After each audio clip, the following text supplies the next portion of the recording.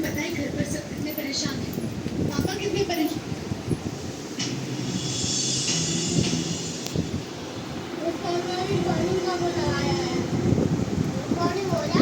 तुम्हारे पापा कितने परेशान हैं तुम्हें पता है। अरे हम तुम्हें घूमने निकलने वाले थे, क्या करते हो यार। सॉरी, मैं वहाँ नहीं रह सकता दीदी, तो कुछ करने को नहीं होता वहाँ पे, बहुत बोर हो जाता हूँ। तुम्हारी नशे की आदत और तुमने हमारी कसम खाई थी कि तुम नशे से आजादी हो गई। इस आदत से मुक्ति तो मुझे उसी दिन मिल गई थी जिस दिन आपने मुझे अपनी कसम दी थी। ऐसा नहीं था कि मुझे मौके नहीं मिले नशे करने के, मुझे बहुत मौके मिले। सच कहूँ तो हर बार मुझे वो कसम रोक लेती थी।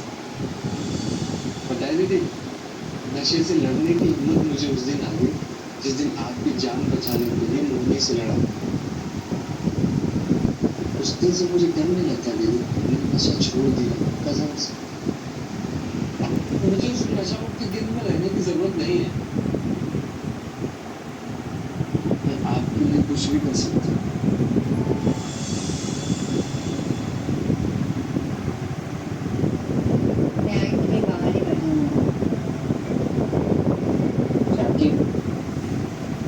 अश्विनी अंकल को बता देना चाहिए, सब टेंशन में होंगे। नहीं दीदी प्लीज, मुझे वापस उस घर में नहीं जाना। तो तुम कहाँ रहोगे तुम। कुछ दिन यहाँ रह सकता हूँ प्लीज। मैं बिल्कुल परेशान नहीं करूँगा आप लोगों को, आप लोग जो भी कहेंगे मैं हर बात मानूंगा। मुझे कब सोने के लिए कोई कमरा नहीं चाहिए, मैं कहीं भी सो सकता हूँ दीदी। और मुझे प्लीज उस घर में वापस मत भेजिए।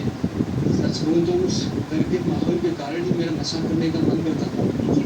क्रिश, वहाँ कैसे रह सकते हो। तुम्हारी फैमिली वो भी तो परेशान होगी ना तुम्हारे लिए, तुम्हें ढूंढ रहे होंगे। चलिए, मैं सबसे पहले अश्विनी अंकल को फोन करके बता देना चाहिए। फोन लगा। हाँ बस तुम सही कह रहे हो। नहीं दीदी, उस घर में किसी को फर्क नहीं पड़ता। पापा को थोड़ी चिंता है मेरी, वो बहुत बिजी रहते हैं। एक मम्मी है, मम्मी ने मेरी सारी परवरिश डैडी के ऊपर सौंप दी। उन्हें ऐसा लगता है कि वो मेरी जिम्मेदारी से मुक्त हो गई। तो भाई ने मुझे तुम्हें भाई माना ही कुछ नहीं। अब हुआ ना तो मुझे डर लगता है, पता नहीं कब इस अंधविश्वास में आकर क्या कर बैठा। ऐसा नहीं कहते, वो सब तुमसे बहुत प्यार करते हैं। प्यार, इस शब्द का मतलब पता है?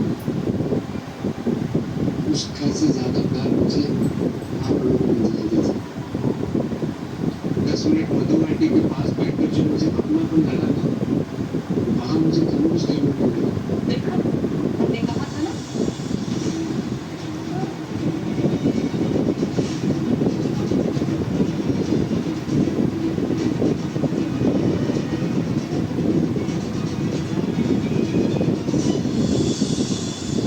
बोला था ना हमने कि ये इसी लड़की की चाल है। मेरी बेटी से पहले आप मुझसे बात कीजिए।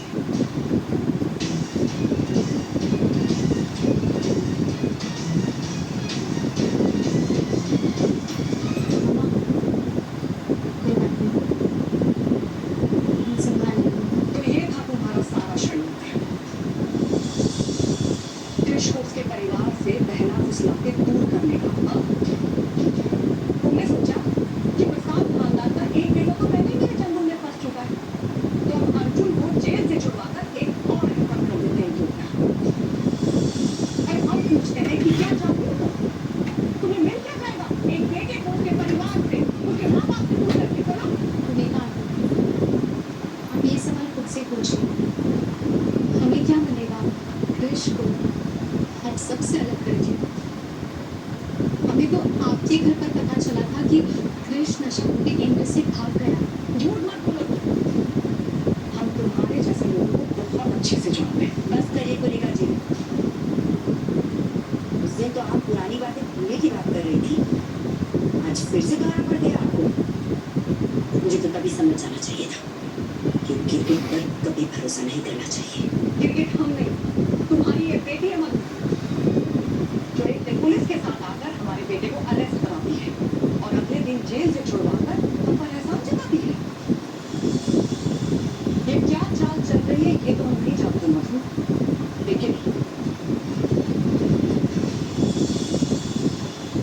कुछ ना कुछ षड्यंत्र जरूर कर रही है, इसका हमें पूरा यकीन है।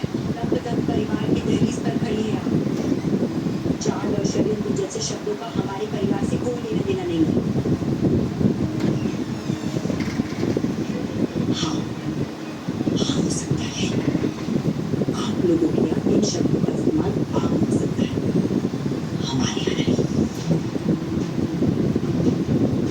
अरे इसे तो ताले में बंद करना चाहिए।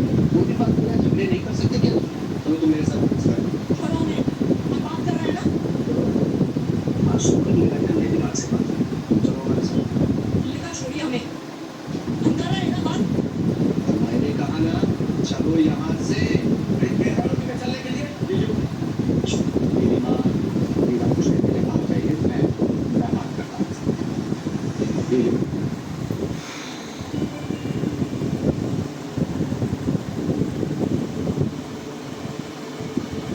उनसे तुम भी अभी जाओ, उनसे पानी लो, तो तू चाहो तो मैं रुक सकता हूँ। उन सब संभालो।